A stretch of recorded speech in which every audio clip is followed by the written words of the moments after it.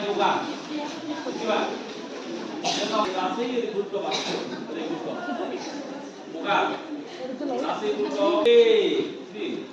Good. Good. Ini. Tari. Pas.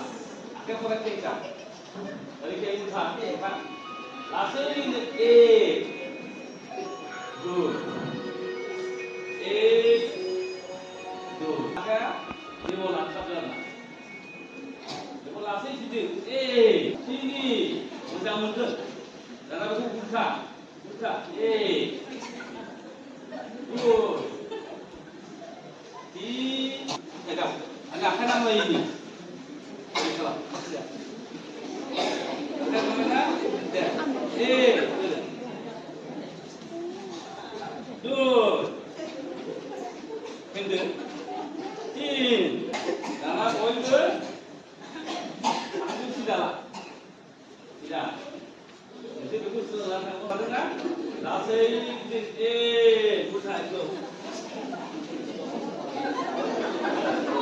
sudah tuh tidak aku mulai deh satu lagi nak Tuna, putaran apa itu? Tidak. Good.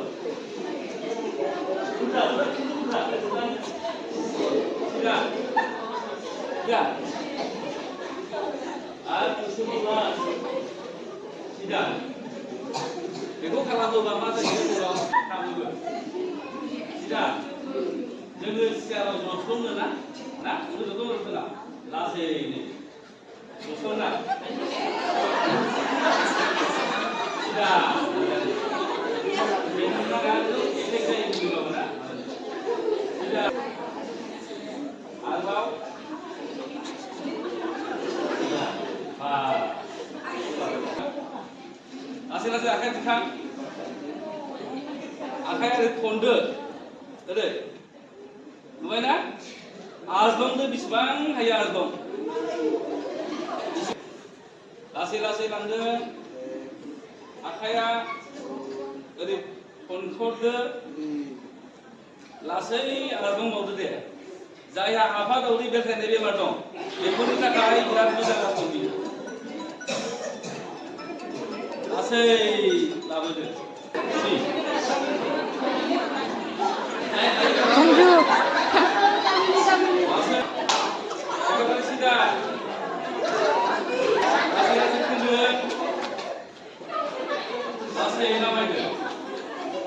Jangan ya, agak aci siau, aci kan ger. Aci kan ger. Aci nama ger. Aci yang kan tu jual. Ekdom lalu, saya lalu.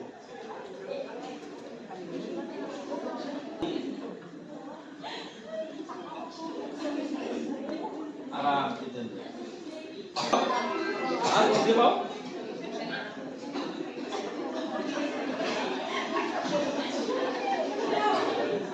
Asih.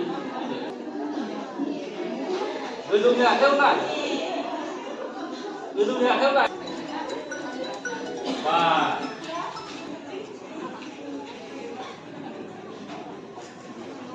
Sudah ada. Coba.